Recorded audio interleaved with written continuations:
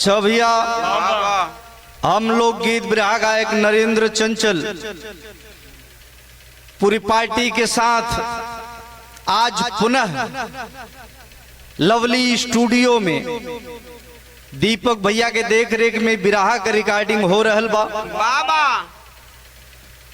बबली बिरहा म्यूजिक पे गीत जाई। सब श्रोता भैयन से पलगी प्रणाम आशीर्वाद का चाह बा।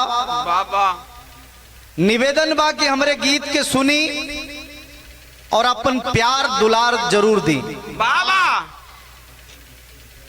एक बड़ी प्यारी कहानी, बड़ी मार्मिक कहानी आप लोगन के बीच में 4 लाइन भूमिका के अंदाज में कहल गेल मास्टर।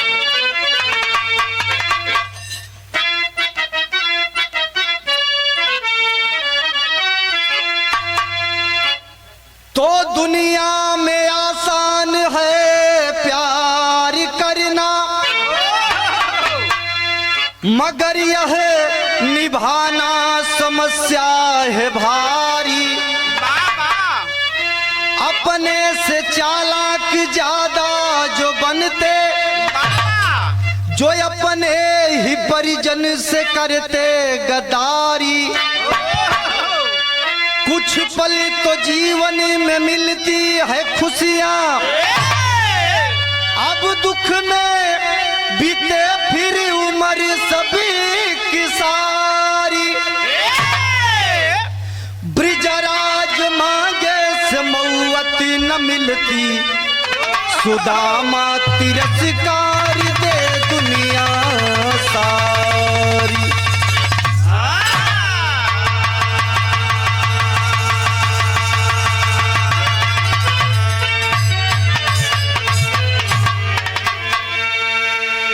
ब्रिजराज मांगे से मौत न मिलती, सुदामा तिरस्कार दे दुनिया सारी।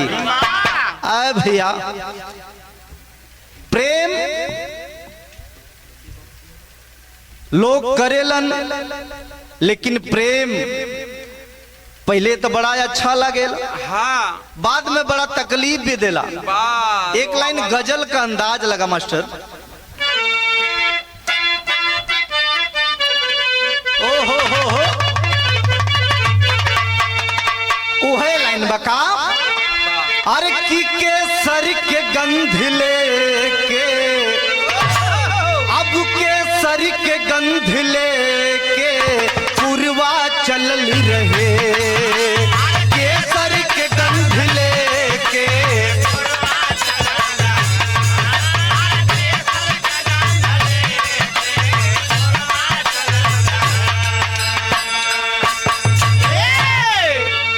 केसर के गंध लेके पूर्वा चल रहे।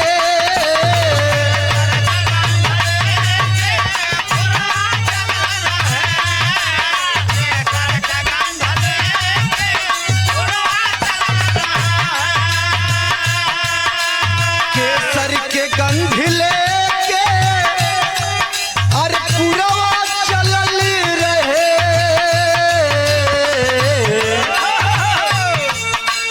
देखली तब उनके घरवा के, देखली तब उनके घरवा के खिड़की खुलल रहे।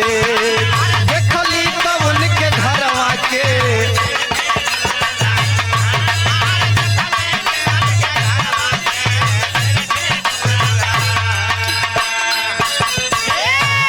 लेकिन भाव पे गौर करी हरा। बाबा बड़ी प्यारी लाइन कवि जी लिखलन का। अरे की इंसान पाक काया, अब इंसान पाक काया, इंसान तो बनो, इंसान पाक काया।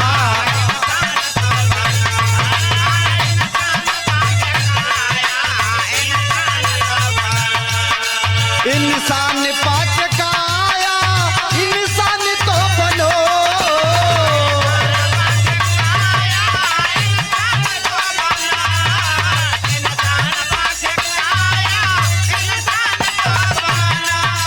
इंसान पाक काया,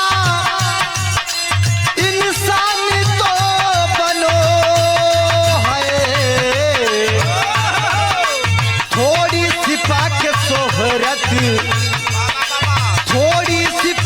सोहरत शैतान ना बनो, थोड़ी सी पाके सोहरत।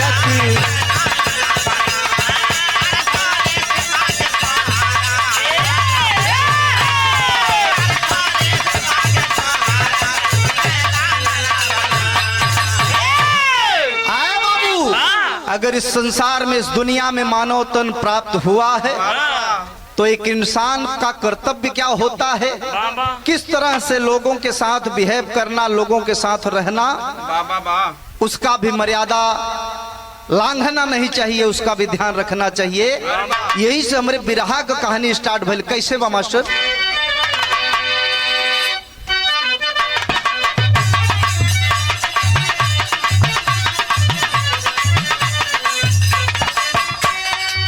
प्यारी इंसान को महान ही बनाता है, प्यारी इंसान को महान ही बनाता है, प्यार से दुनिया में बहुत कुछ पा जाता है।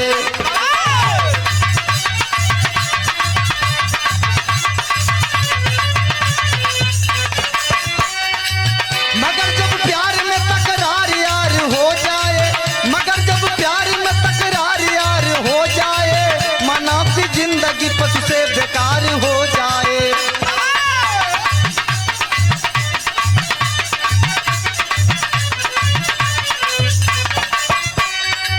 बिहार प्रांत में सिवान शहर भाई हो, बिहार प्रांत में सिवान शहर भाई हो, निशांत पांडे राजस्थान गईले आई हो।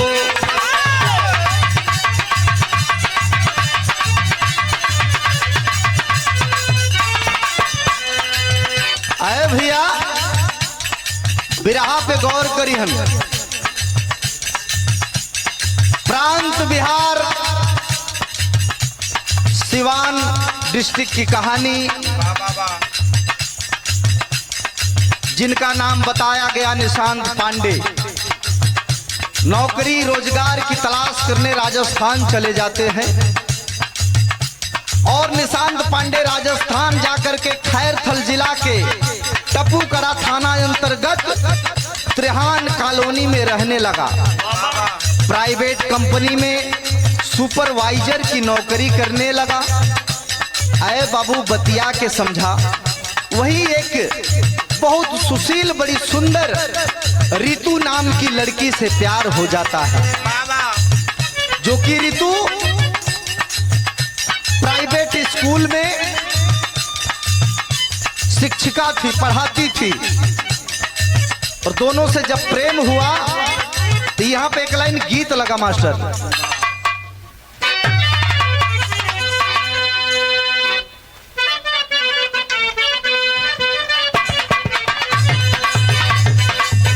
क्या बात है, इस समय मार्केट में तहलका मचोले भाई गीतिया, बड़ा खूबसूरत गीत हो। कहे का हम तर गईनी हो, सुनर बर पैनी हो,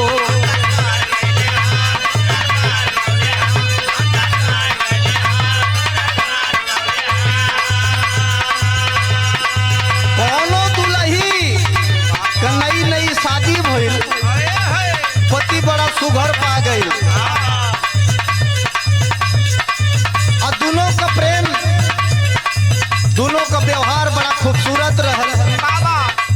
अपने पति से बहुत खूबसूरत खुद थी, उसके बाद भी पति पत्नी का प्रेम बड़ा अटूट था। तब कहे आ कहे तल्लू भैया, हम तर गईनी हो, सुनर बार पैनी हो,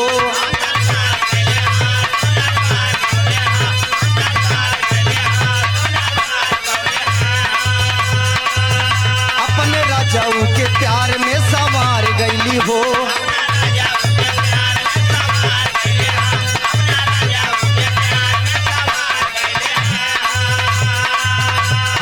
कर गईनी हो, सुनर बार पैनी हो, अपने राजाऊ के प्यार में संवार गईली हो। एक खुशी रहे ना किनारे, सखी पियवा दुलारे, आए हाय रे सखी पियवा दुलारे।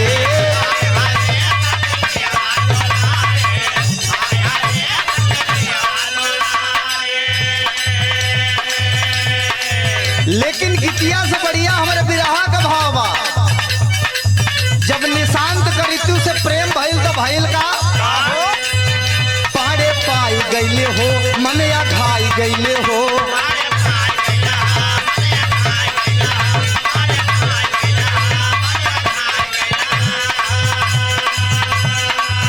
देखी मन के हसीना पगलाई गईले हो।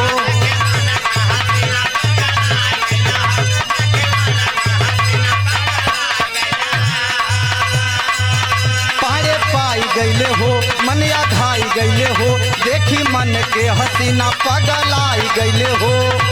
कहियो फेराओ ही गलिया में मारे ऋतु के निहारे। आए हाय रे ऋतु के निहारे।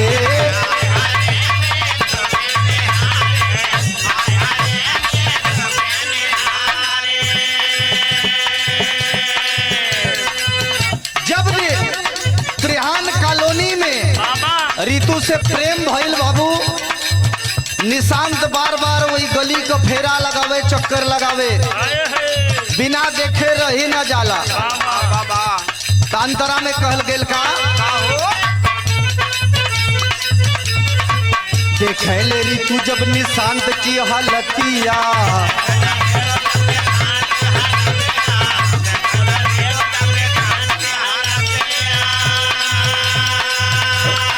रहिया में रोकी के पूछे सारी बतिया।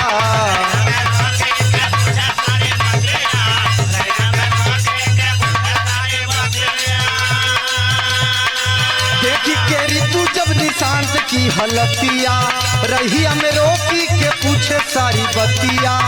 कहे जान तू ही हो मोर परान तू ही हो।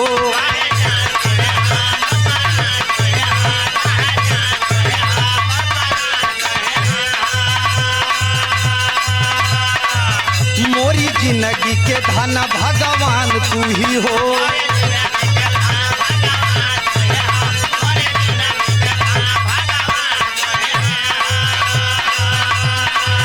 कहे जान तू ही हो मोर परान तू ही हो। मोरे जिंदगी के धन भगवान तू ही हो। तोहरे बिना ना जियल बस हमारे ऋतु को निहारे। आए हाय रे ऋतु को निहारे।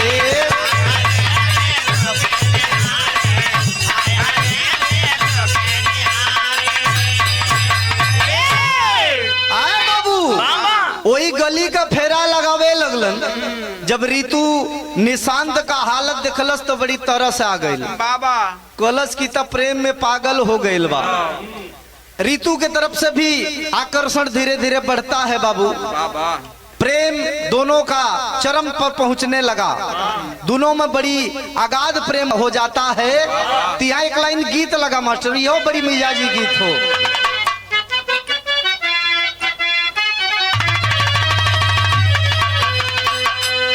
क्या बात है, वह गीत को संकेत कर मास्टर साहब का। अरे की बड़ी याद आवे पिया के प्यार काइल।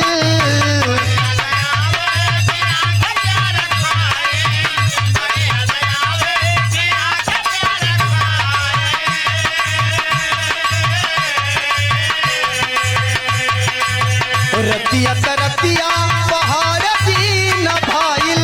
रतिया तरतिया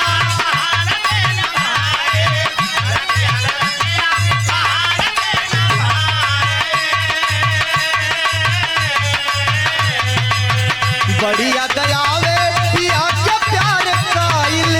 रतिया तरतिया पहाड़ दी न भाइल। का कही हमारा करे जदल दारी के। का कही हमारा करे जदल दारी के। दिलवा ले गईले राजा बोतल में भारी के। दिलवा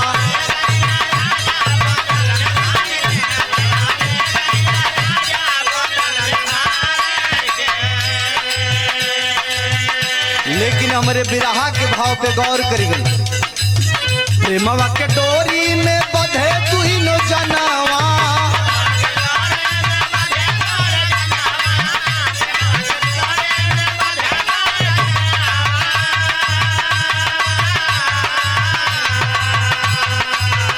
बिना बात किए नाही आवे चयनवा, बिना बात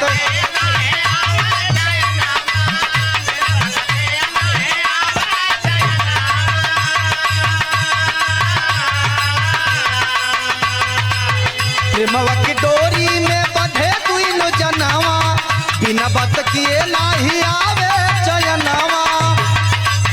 एक दिनवा पाड़े कहे मन विचारी के, एक दिनवा पाड़े कहे मन विचारी के, कैसे दूर रही री तू सूरत निहारी के, कैसे दूर रही।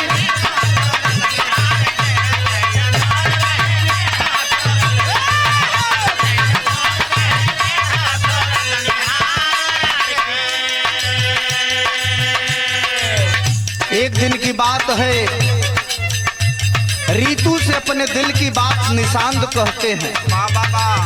जब निशांत कहलन कि हम तो से बड़ा प्रेम करी ले, जब तक तोका ना देखी ले तो हमके भूख नींद चैन प्यास कुछ ना लगेला। रीतू कहले सुहे आल हमरो बा, हमहू तो से बहुत प्यार करी ले, लेकिन अंतरा में कहे का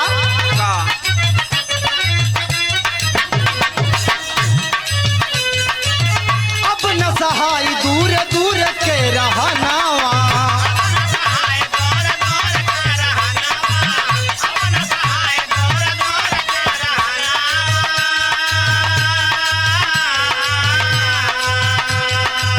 कहिए मिलनवा के होई शुभ दिनवा,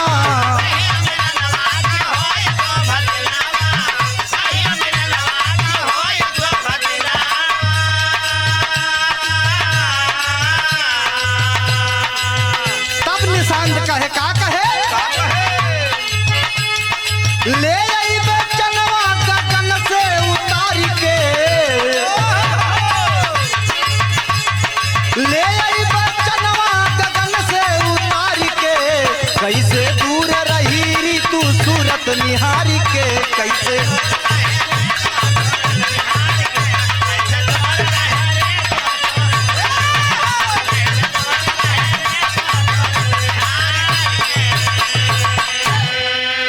निशांत कहता है कि ऐ ऋतु तुम मांगो तो जान तो छोड़ो, अगर तुम चांद भी मांगोगी तो मैं ला करके दे दूंगा, इतना प्रेम करता हूं मैं तुमसे। आए भैया दोनों यानी निशांत और ऋतु सन 2012 में शादी कर एक दूसरे के हो गए। निशांत अपने शादी की खबर अपने घर यानी बिहार प्रांत सिवान में बताता नहीं है पूरे परिवार में। कुछ समय बीतल बा, एगो सुंदर लड़की पैदा भइल। सुंदर लड़की पैदा होती है जिसका नाम बताया गया बाबू नाबिया पांडे रखा गया। वो बिटिया का नाम नाबिया पांडे। दोनों में अच्छा खासा बीत रहा था, दोनों पति पत्नी और अपनी बच्ची के साथ खुशहाल थे। आए भैया धीरे धीरे समय बीतता है। कुछ दिन बाद निशांत ऋतु पर शक करने लगा।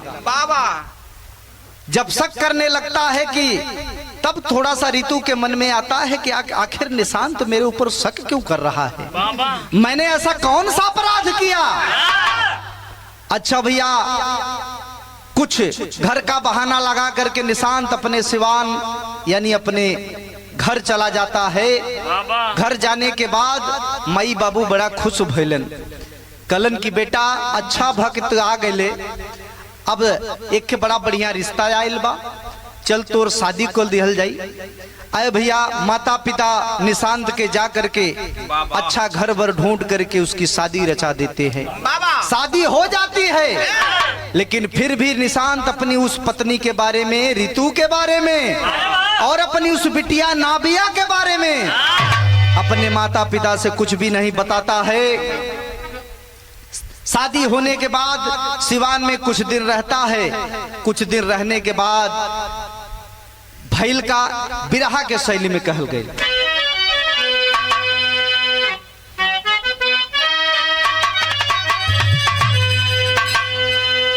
अरे तो सहनाई चोरी चोरी बज गई, अरे अब सहनाई चोरी चोरी हो, सहनाई चोरी चोरी बज गई, प्यार की पीठ पे मानो खंजर दिया चुभाई, अरे चुभाई, अरे चुभाई। प्यार की पीठ पे मानो खंजर दिया चुभाई, सहनाई चोरी चोरी बज गई। आए भैया, प्यार को तरनतार कर दिया। इधर रितु से प्रेम करने के बाद शादी किया, सुंदर बिटिया होने के बाद घर जाता है सिवान में तो दूसरी शादी करता है।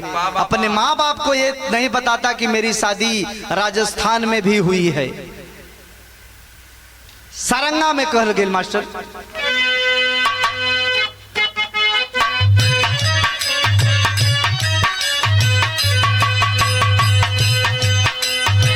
सदिया बीता के आयल ऋतु के समानावा हो, ऋतु के समानावा हो, ऋतु से पहलस की हारी जी, तुहरे चरित्र के कवनो भरोसा नहीं, कवनो भरोसा नहीं, बोला कई आइल रहले यार जी। आए बाबू, निशांत जब राजस्थान पहुंचता है, पहले से ही शक करता था रितु के ऊपर। इधर आता है, कहता है कि आए बता रितु, कितने तेरे आशिक आए थे मेरी नामौजूदगी में। आंखों में आंसू भर के रितु कहती है कि सैया ई का कहत हुआ बाबा, हमने आज तक आपके सिवा किसी और को देखा तक नहीं, आपने इतनी बड़ी बात कह दिया। का कहले सर?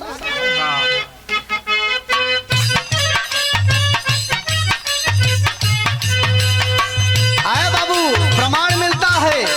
निशांत शादी करके जाता है, पैरों की महावर तक नहीं छूटी है। जब घोड़े का रगना रीतु देखलस बाबू, तब सवाल करलस का, रीतु कहेली तोहरे गोड़ में रंगा नावा हो, गोड़ में रंगा नावा हो, सही सही कराई जा हार जी। कहती है कि सैया, आपके पैरों में महावर, ये रंगना कैसा, रंग कैसा, मुझे कुछ दाल में काला लग रहा है। तब निशांत क्या करता है,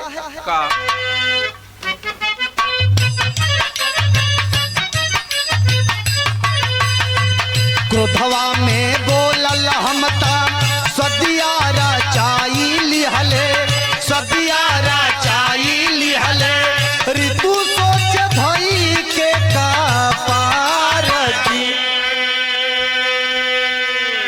जब इतनी बात ऋतु कहती है कि स्वामी आपके पैरों में महावर कैसा, बाबा, तब निशांत को क्रोध आ जाता है। कहता है तो जानना चाहती है कि मेरे पैरों में महावर कैसा है, तो ले सुन, मैं अपने गांव जाकर के मैं दूसरी शादी किया हूं, मेरे माँ बाप ने दूसरी शादी किया है और मैं शादी करके उसके बाद मैं यहाँ पर आया हूँ।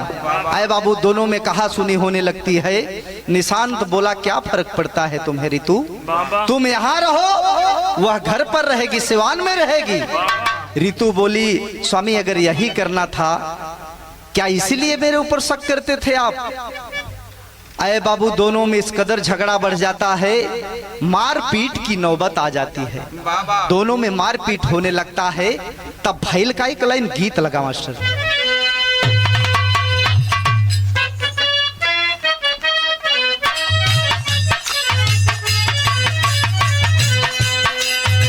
वह गीत बा, झाझर मरौआ जन छा वही हाय बाबा हो, झाझर मरौआ जन छा वही आए बाबा हो, लागे सूरुजवा के धाम हो।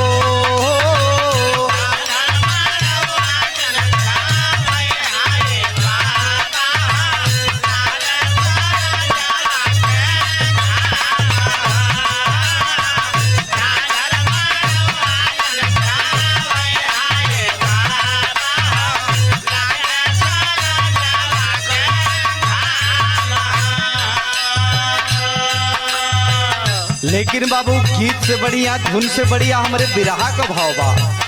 आज निशांत और ऋतु में जब झगड़ा बढ़ जाता है तो निशांत करता क्या है? झोटिया पाकड़ी के ताबा ऋतु के नीदैया हो, झोटिया पाकड़ी के ताबा ऋतु के निरदैया हो, दिहल सी जमीन पर गिराय हो।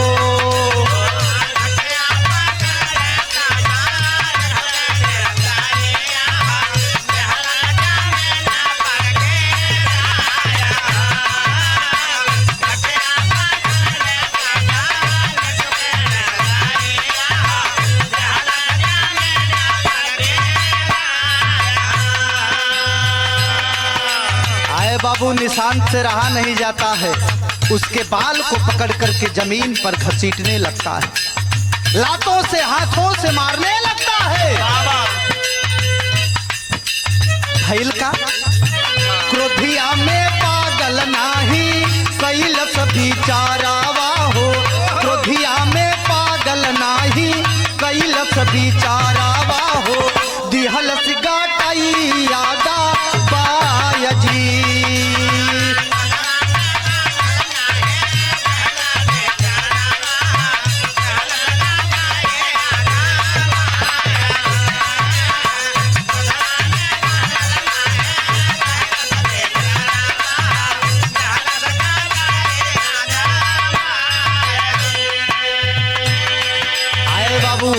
निशांत जमीन पर घसीटते हुए उसके बाल को पकड़ करके पैरों से मारता है, हाथों से मारता है।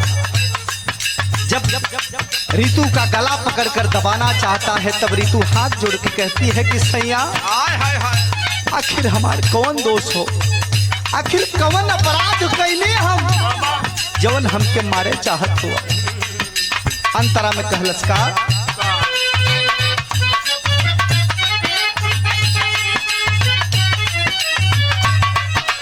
नाबिया के सूरत नाचे ऋतु के नया नावा में, हो गईली बेहोश नाही होशिया बतनवा में, ले जा चरपैया पर, ले जा चरपैया पर सुतावे बेईमानावा हो, ले जा चरपैया पर सुतावे बेईमानावा हो, गईले सुगानावा पाराय हो।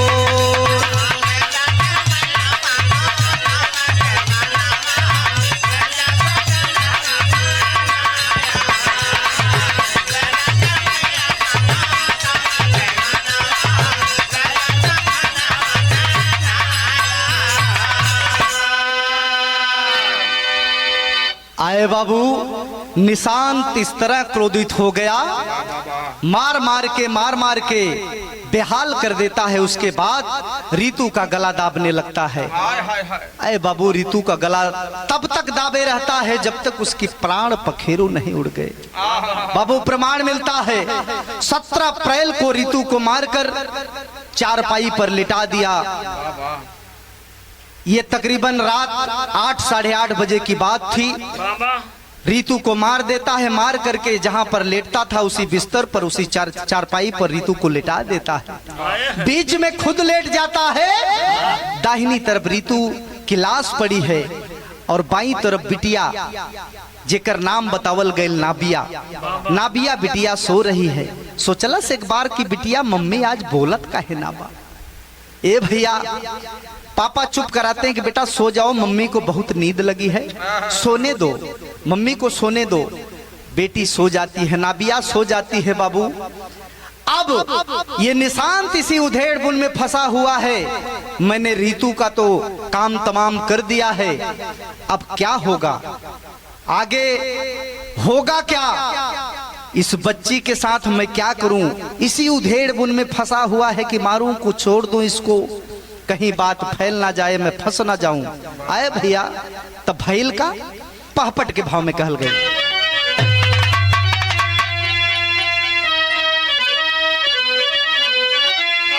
अरे कि 5 बजे भोरे की समय आई भाई पापी तब 5 बजे भोरे की समय आई भाई पापी तब और मार दिया बेटी का गला दबाई भाई पापी तब।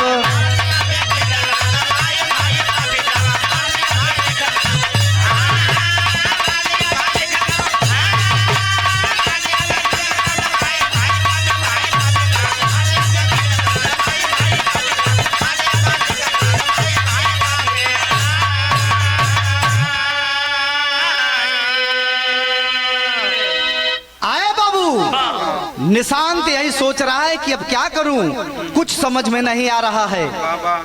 जागते जागते भोर हो जाता है, 4 साढ़े 4 बजे की बेला हो गई है। सोचता है कि अब कोई रास्ता नहीं बचा है, तो उस लेटी हुई 4 साल की बच्ची को उस निर्दयी ने गला दाब करके मार दिया है। भैया उस बच्ची को भी नहीं छोड़ा वो शैतान, और उस बच्ची का जो 4 साल की उसकी बिटिया थी उसका भी गला दाब करके मार देता है। तो भैल का बाथरूम में दोनों लाश रखा है नीचे हरामी हो, 4 वर्ष की बेटी को मारा है कैसे कामी हो। अरे ताला लगा के सिवान गईले आई भाई पापी तब, और रीतू की माता से रहल बतियाई भाई पापी तब।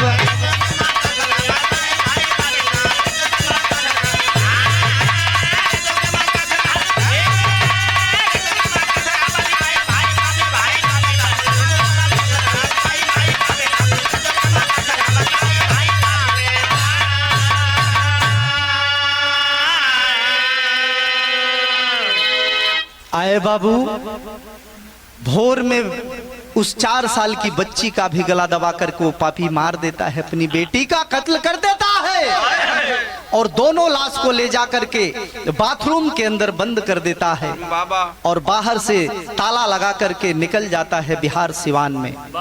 बिहार सिवान में जाता है, उसकी माता से भी बात होती रहती है।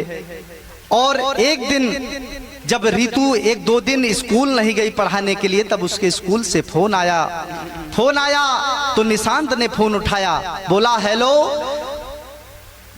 स्कूल की तरफ से आवाज आई कि रीतू है कहाँ, स्कूल क्यों नहीं आ रही है। आए बाबू निशांत कहता है कि रीतू गई है हरिद्वार घूमने, जैसे ही आएगी वैसे ही विद्यालय जाना प्रारंभ कर देगी। आए बाबू रीतू की माँ का भी फोन आता है, यही बात बताता है कि रीतू हरिद्वार गई है, किसी से हरिद्वार गई है, किसी से कहाँ गई है, यही बहाना बताता है। कहता है कि अभी मैं गांव आया हूँ, जैसे ही मैं राजस्थान पहुंचूंगा और रीतू मेरे पास आएगी, मैं फोन से बात करा दूंगा। आए बाबू रीतू की बड़ी बहन जब फोन लगा रही है, फोन नहीं लगता है तो रीतू की बड़ी बहन घबरा जाती है। रीतू की बड़ी बहन का नाम प्रतीक्षा बतलाया गया। घबरा जाती है कि आखिर ऐसा तो कभी नहीं हुआ, आज मुझे कुछ शक पैदा हो रहा है। आए बाबू तो भैल का अल्लाह में प्रमाण मिला।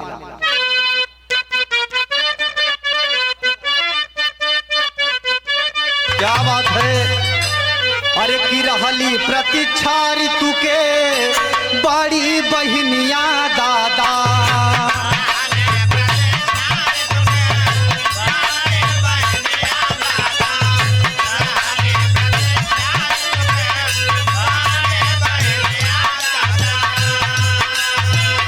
वो नवा लगावे ऋतु को बार बार,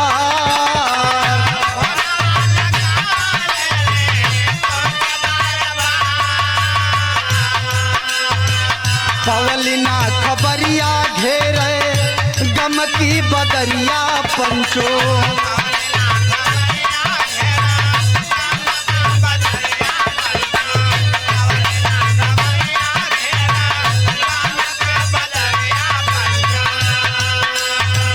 आइली राजस्थान तज के देखा हो सिवान।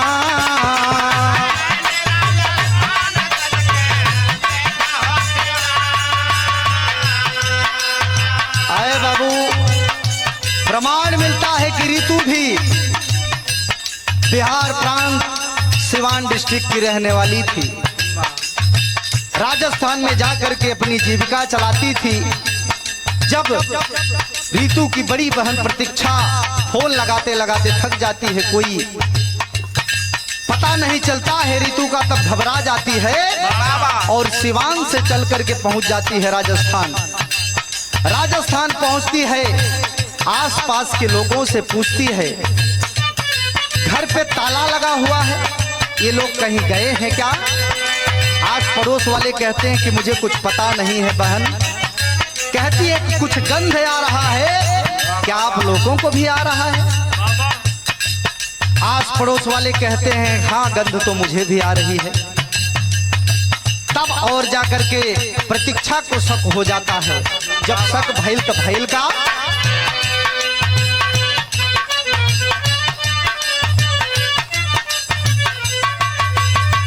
आस पास पूछे कुछ पावे ना खबरिया बाबू।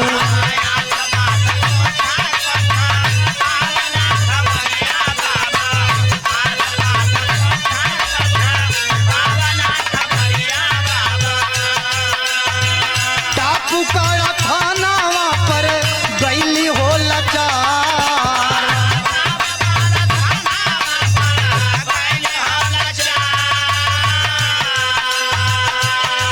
अरे बाबू, आस पड़ोस से जब पूछती है कि मेरी बहन को आपने देखा है, उसके पति को आपने देखा है, सब लोग बोलते हैं कई दिनों से ताला लगा है, न कोई अंदर आता है न कोई जाता है, कुछ समझ में नहीं आ रहा है। बहन कहती है कुछ दुर्गंध आ रही है। आस पड़ोस के लोग भी कहते हैं कि दुर्गंध तो मुझे भी आ रही है, कहीं ऐसा ना हो कि घर बंद है तो चूहा बिल्ली मर गए हो, उसका दुर्गंध आता हो। लेकिन प्रतीक्षा को शक हो जाता है तो टपूगढ़ थाने में जाकर के पहुंच जाती है। तो गैल का भैल का भैया आए हैं या सच्चो थाने दार संग सिपाही बाबू।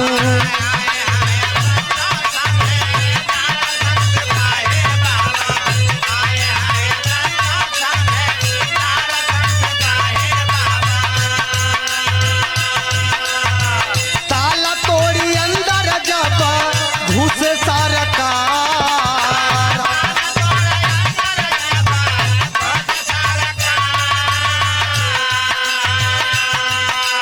आए बाबू, प्रतीक्षा चली जाती है थाने में। टपूगढ़ थाना जाती है और अपना रिपोर्ट लिखाती है। रिपोर्ट लिखौलस, उधर से एसएचओ थानेदार संग सिपाही, कई सिपाही आते हैं। सिपाही जब आए तो उस ताले को तोड़ते हैं। तो जब ताला तोड़लन तो भैल का भैया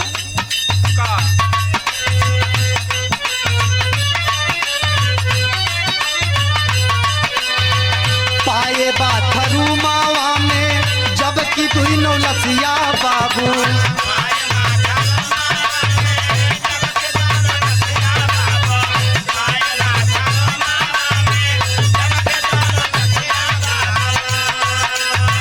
आवत दूरा गंध रहली सुन बारिया।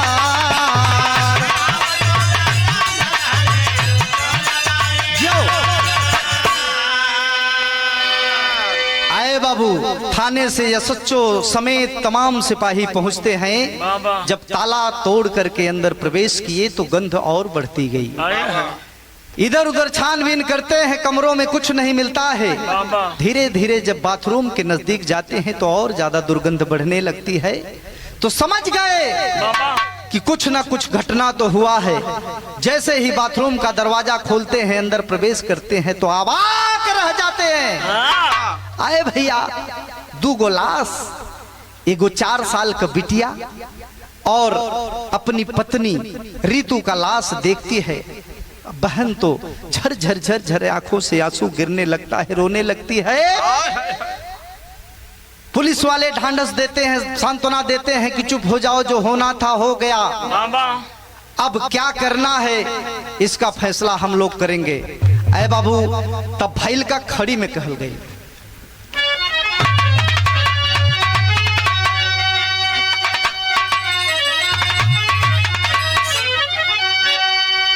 अरे कि कवनो दिनवा प्रेम के अला पे रगिया आ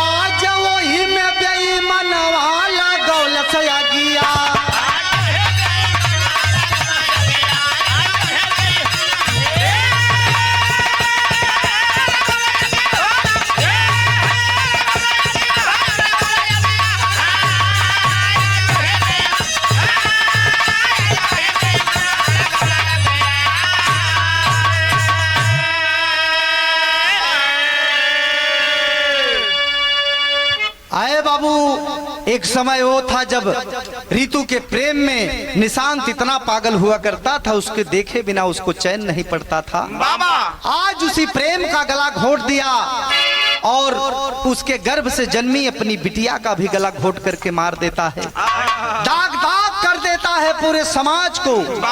आए बाबू, तो भैल का अरे की पकड़ा गए सिवान से कबूल सारी बतिया और गला दबौली बेटी के 18 वाली रतिया। अरे बाबू, राजस्थान से पुलिस छापेमारी करती है, बिहार प्रांत पुलिस को एक खबर मिलती है, सिवान की पुलिस जाकर के धर दबोचती है। जब पकड़ लेती है निशांत को, पकड़ लेती है, तब जाकर के सारा कबूल करता है कि हाँ मैंने ही अपनी पत्नी का गला दाब करके मारा है और उस 4 साल की बच्ची का भी गला मैंने ही दाब के मारा है। मैं दोषी हूं, मुझे जो सजा देना है सरकार दीजिएगा।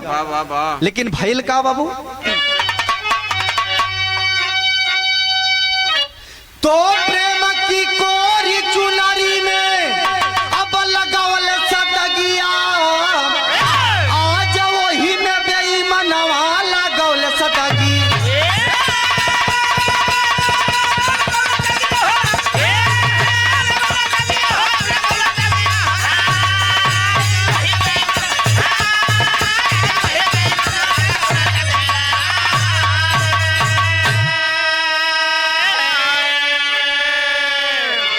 आए बाबू, प्रमाण मिलता है, पुलिस पकड़ करके ले जाती है, सारा कबूल कर देता है और कोर्ट के सामने पेश किया गया, जज के सामने पेश किया तो वहां भी सारा कबूल कर लेता है। उसके बाद अभी जानकारी के हिसाब से ये घटना बिल्कुल ताजा है, अभी निशांत बंद है जेल में और जहां तक उम्मीद है कि उम्र कैद की सजा उसे अवश्य मिलेगी। यही से हमारे बिरहा का समापन भइल, आखिरी में गुरघराना का परिचय बा।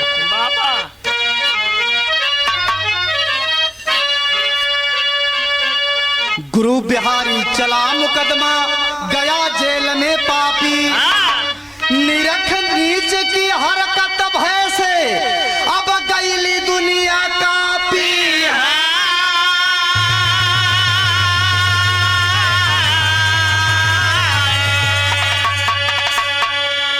सहनाई चोरी चोरी बज गई, अरे सहनाई चोरी चोरी बज गई, चंचल पाल सुदामा होई नहीं जुदाई, सहनाई चोरी चोरी बज गई।